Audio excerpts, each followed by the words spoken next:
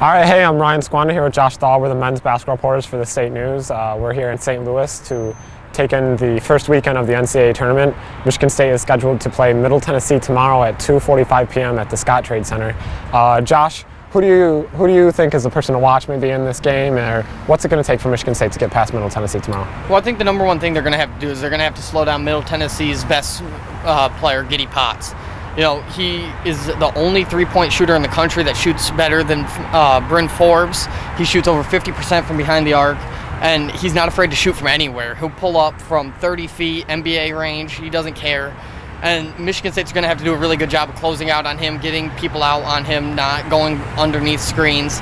And if they can slow him down, I think they can cruise to a relatively easy win. But if he gets hot, gets going early, he could present problems for the Spartans. Yeah, that's the thing sometimes in the NCAA tournament. One guy catches fire, they keeping like the lower seeded team around.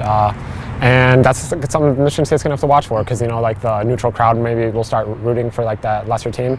But not just Giddy Potts. Middle Tennessee is a good three-point shooting team just in and of itself. Their big guy shoots some threes. So even Deontay Davis, Matt Costello, Gavin Schilling, they're going to be tasked with getting out on these guys.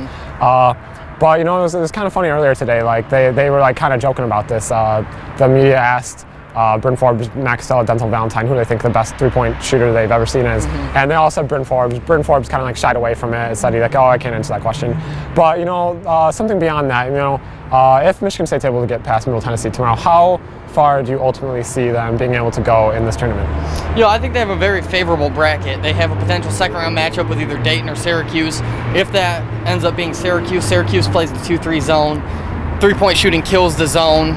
Michigan State's one of the best three-point shooting teams in the country. They'd be able to shoot right over it. Probably wouldn't be that tough of a game for them. Dayton might be a little bit tougher because they try to slow them down, maybe get them in the half court, where Michigan State has looked uncomfortable at times this year. If they end up playing Utah after that, Utah's big man could present problems. But if they can stop him by committee, Michigan State has a lot of big men. They can maybe slow them down together.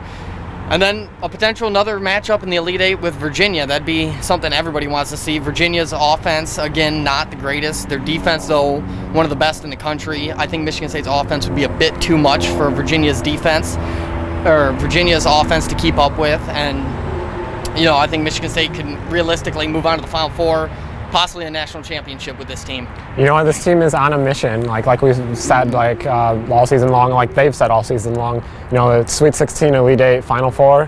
What's the next step? Denzel Valentine said he's willing to do anything to get this national championship, and I guess their run is going to start tomorrow, 2:45 p.m. against Middle Tennessee.